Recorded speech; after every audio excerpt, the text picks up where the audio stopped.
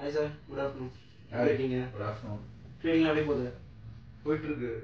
Release நம்ம இப்போ பெருசா ஒன்றும் ஆக்டிவிட்டி இல்லை, பெரிய ஆக்டிவிட்டிஸ் ஒன்றும் இல்லை. ஏன்னா மார்க்கெட் ஒன்றும் பெருசாக நமக்கு ஃபேவரபிள் ஆகல. ஆக்டிவிட்டிஸ் கம்மியாக பண்ணுறோம், பட் பண்ணிட்டு இருக்கோம். கம்மியான ஸ்கேலில் பண்ணிட்டு இருக்கோம். கோயிங் குட், நல்லா தான் போயிட்டு இருக்கு. நம்ம கிளைண்ட்ஸ் நிறைய பேர் வந்துட்டு டெய்லி ப்ராஃபிட் பண்ணுறதுக்கு ஏதாச்சும் டிப்ஸ் கொடுங்க சார் கேட்குறாங்க. தினமும் மார்க்கெட்டில் ப்ராஃபிட் பண்ணணும்.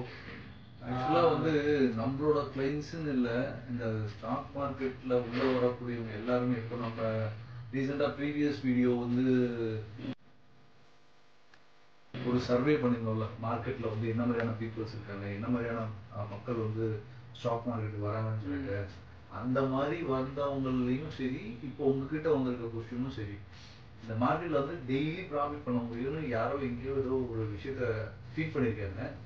அதை வந்து எல்லாரும் கேள்வியாக கேட்டுருக்காங்க. கரெக்டு தான், பண்ண முடியும். ஆனால் it will take some time.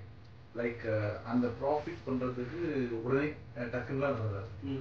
மார்க்கெட்டில் சம் டைம் இன்வெஸ்ட் பண்ணி கொஞ்ச நாள் அவங்க ட்ராவல் பண்ணியிருந்தாங்கன்னா கண்டிப்பாக அவங்க ப்ராஃபிட் பண்ண முடியும்.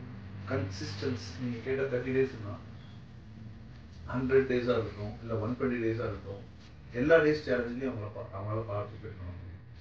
அதுக்கு சிம்பிளாக ஒரு சில டிப்ஸ் நான் கொடுக்கணும் அப்படின்னு நினச்சுன்னா, உங்களால் மார்க்கெட்டில் வந்து ஒரு நாளைக்கு வந்து 3 மணி நேரத்துலேருந்து 4 மணி நேரம் ஸ்பெண்ட் பண்ண முடியும் அப்படின்னு நினச்சிங்கன்னா, அதுவும் முக்கியமாக நீங்கள் ட்ரேடர் ஆகணும்னு நினைக்கிறீங்க அப்படின்னா, ட்ரேடர்னா என்னது, ஃபுல் டைம் ட்ரேடர் ஆகணும்னு நினைக்கிறீங்கன்னா, மல்டி ப்ராடக்ட்ஸ், ஃபார் எக்ஸாம்பிள் எல்லா இண்டெக்ஸ்லையும் நான் ட்ரேட் பண்ணுவேன், எல்லா இண்டெக்ஸையும் நான் கான்சன்ட்ரேட் பண்ணுவேன், இல்லாட்டி வந்து கொஞ்ச நேரம் இண்டெக்ஸில் இருப்பேன், கொஞ்ச நேரம் ஸ்டாக்ஸ்க்கு வந்துடுவேன், கொஞ்ச நேரம் ஃபாரெக்ஸ்க்கு போவேன், கொஞ்ச நேரம் வந்து கமாடிட்டியில் போய் ட்ரேட் பண்ணுவேன் அப்படின்லாம் இல்லாமல், டேக் 2 ப்ராடக்ட்ஸ், லைக் 2 இண்டெக்ஸ் இல்லாட்டி ஒரு இண்டெக்ஸ் ஒரு ஸ்டாக், இந்த 2 ப்ராடக்ட்ல மட்டும் 2 கவுண்டர்ஸ்ல மட்டும் உங்களோட மைண்ட் செட்டை ரொம்ப ஸ்ட்ராங்காக இருக்குங்க.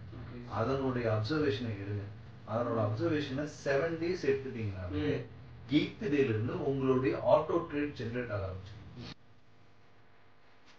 ஆட்டோ ட்ரேடுன்றதுன்னா உங்க மைண்ட் ஜென்ரேட் பண்ணும், எந்த சிக்னல்ஸும் பண்ணாது.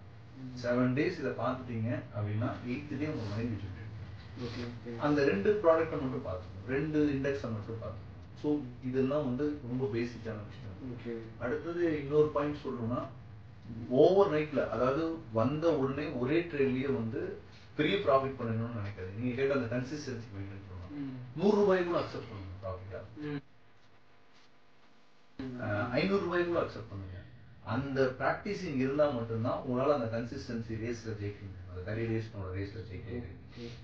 ஏன்னா நம்ம வந்து அதெல்லாம் அட்டன் பண்ணியிருக்கோம். அதர் கண்ட்ரியில் இருக்கக்கூடிய ஃபண்ட்ஸ் வரணுன்றதுக்காக 120 டேஸ் சக்ஸஸ்ஃபுல்லாக பண்ணியிருக்கோம். ஸோ அதில் ஃபர்ஸ்ட் தேவை மைண்ட் செட் தான். ஸோ அந்த மைண்ட் செட்டுக்கு இந்த மாதிரியான விஷயங்களை இன்புட்ஸாக வைங்க, கண்டிப்பாக சக்ஸஸ் பண்ணுவோம்.